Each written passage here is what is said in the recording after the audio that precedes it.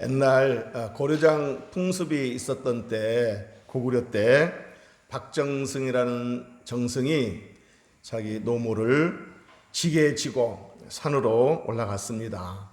그러니까 고려장 시키기 위해서 눈물로 그 노모를 지게에 지고 이렇게 올라가는데 노모가 자꾸만 나뭇가지를 꺾는 거예요. 어머니 왜 자꾸 나뭇가지를 꺾어요? 그랬더니 네가 다시 돌아올 때 길을 잃을까 봐 표시를 하는 거란다 하면서 나뭇가지를 꺾는 거예요. 그 말을 들은 이 박정승은 정말 이렇게 이런 상황에서도 이 뻔히 아시면서도 죽으러 가는 것인 줄 뻔히 아시면서도 내 걱정을 하는구나, 자식 걱정을 하는구나 하는 생각에 도저히 고려장을 시키지 못하고 다시 모시고 왔답니다. 자, 그런데 그 무렵 당나라 사신이 똑같이 생긴 그 말 두 마리를 가지고 와가지고 어느 쪽이 엄마이고 어느 쪽이 새끼인지 맞춰봐라.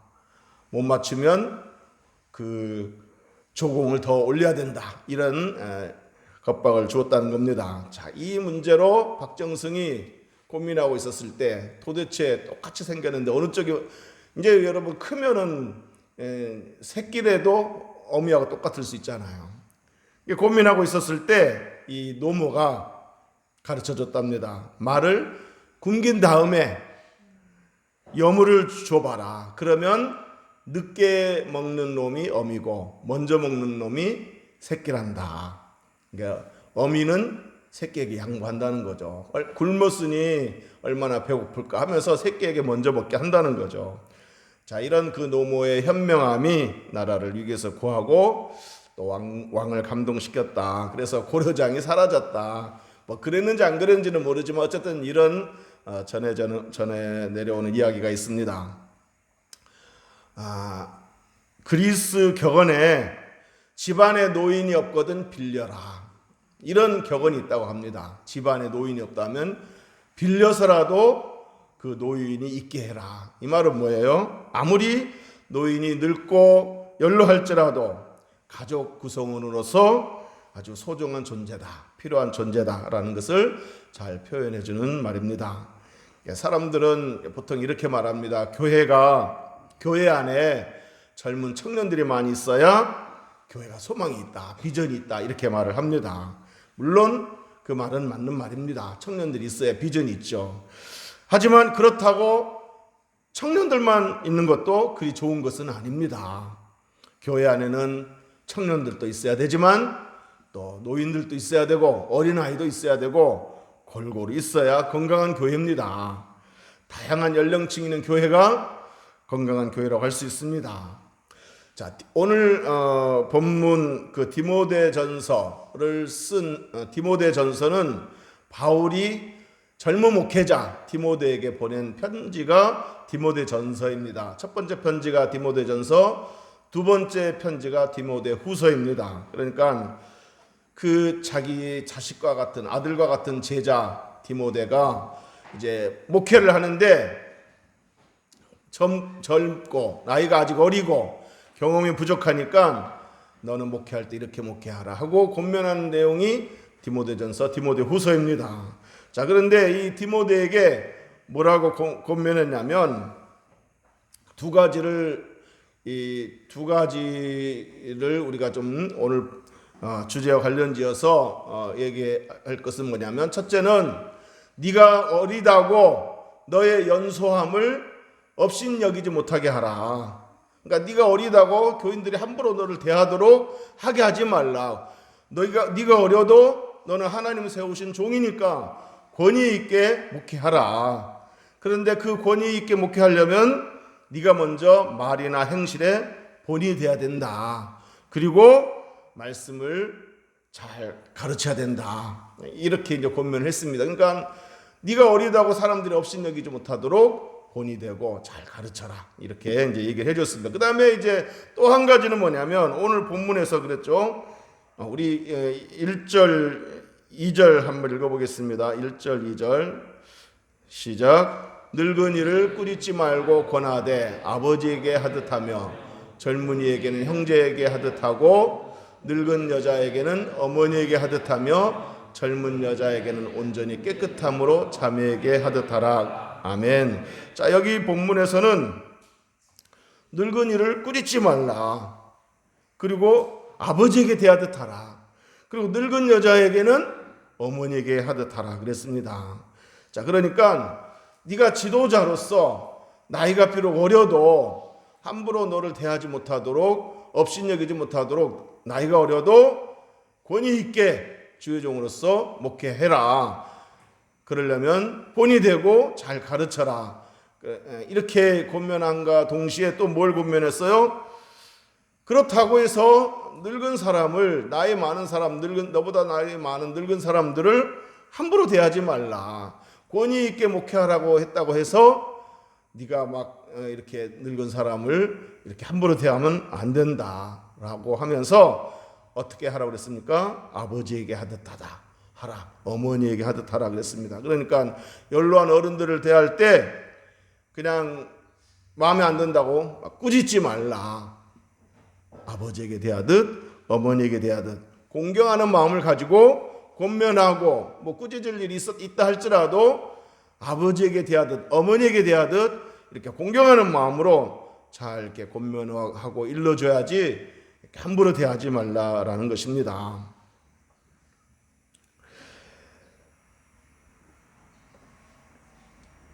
현재 우리나라 노인 자살률이 세계 1위라고 합니다.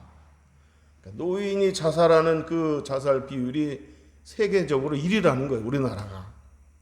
자살 요인 중에 그 첫 번째는 경제적 어려움, 또 신체 질환, 이런 것 때문에 또 자살하기도 하지만, 너무 빈곤하니까, 그리고 너무 몸이 아프니까 그냥 극단적인 선택을 하는 경우도 있지만, 더 중요한 요인은 사회적 고립이라는 거예요.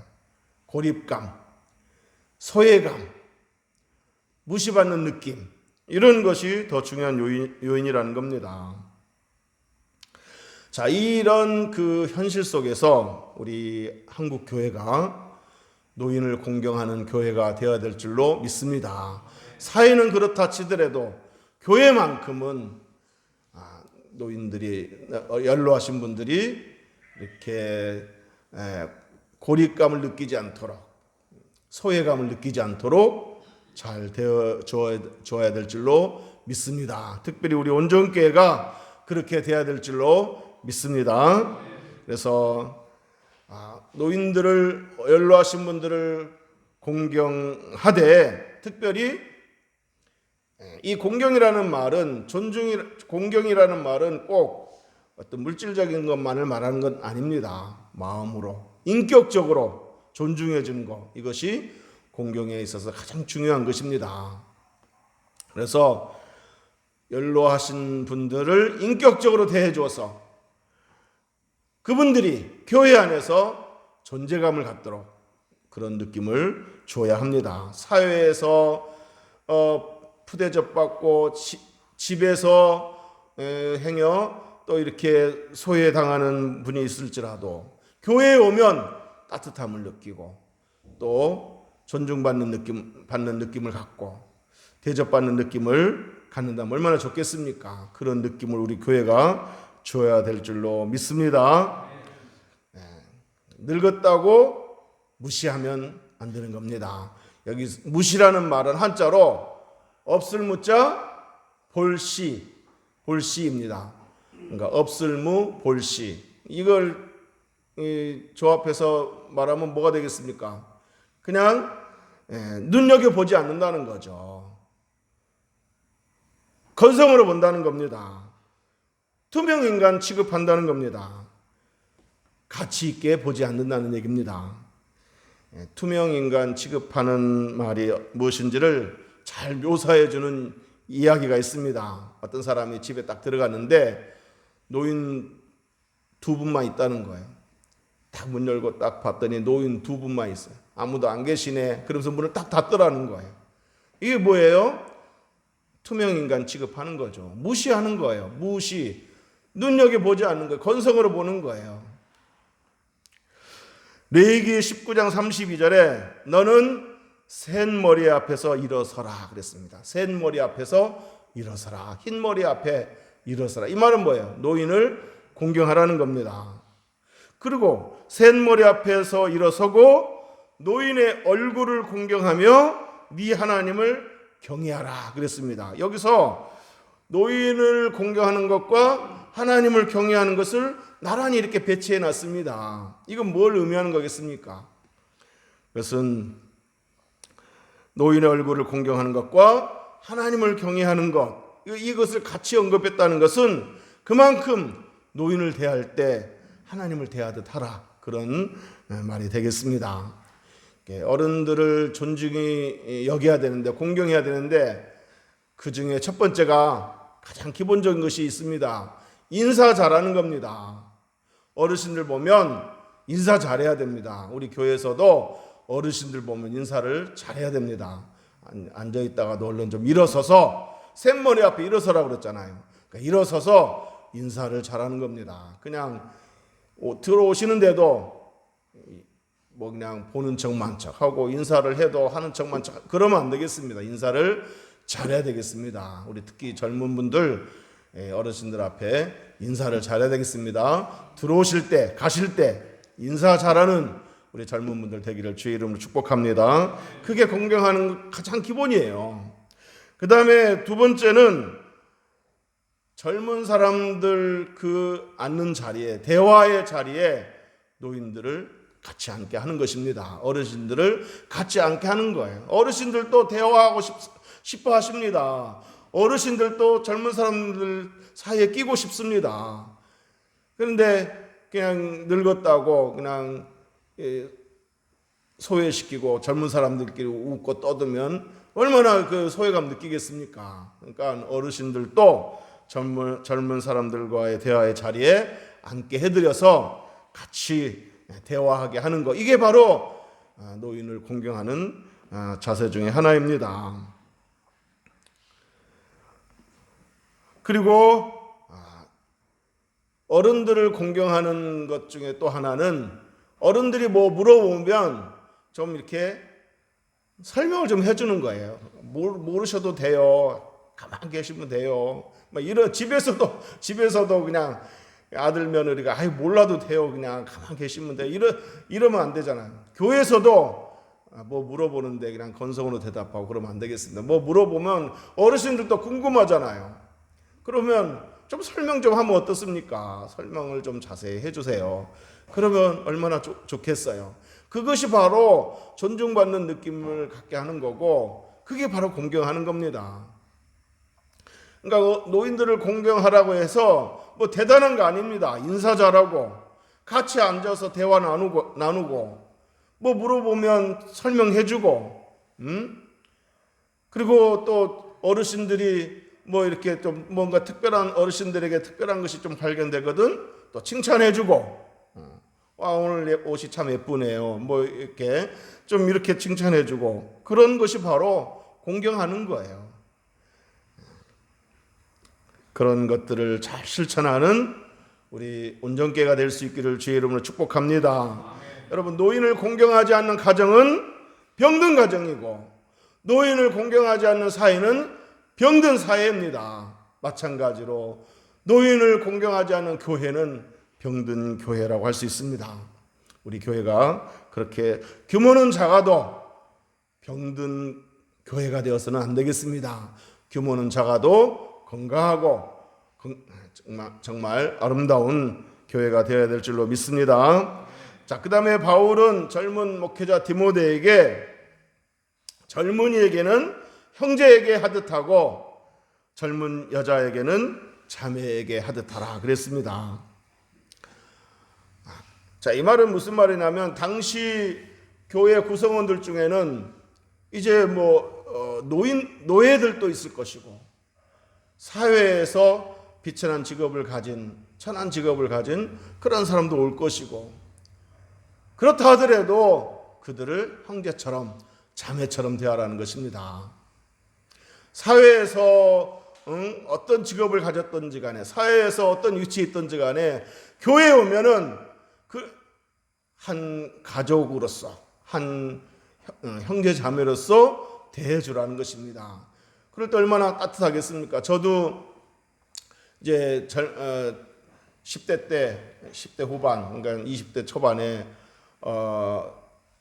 이사하게 되어서 교회를 옮기게 됐는데, 그 교회는 이렇게 젊은 청년들이 저더러 형제님 하는 거예요. 그때만 해도 제가 아직 검정고시를 공부하지 않은 때고 그냥 공장 다니던 때였어요.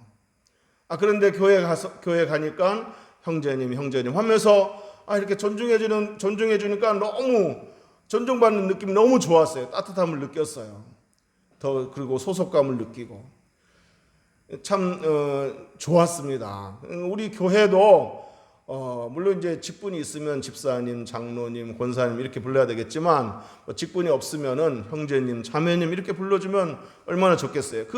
그분들이 사회에서 어떤 위치에 있든지 간에 가난하든 부하든 직업이 어떻든지 간에 외모가 어떻든지 간에 형제님, 자매님 이렇게 대해주면 얼마나 좋겠습니까?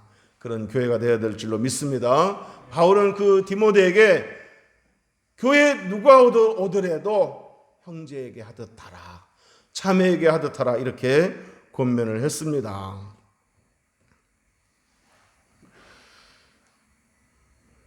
자, 그런데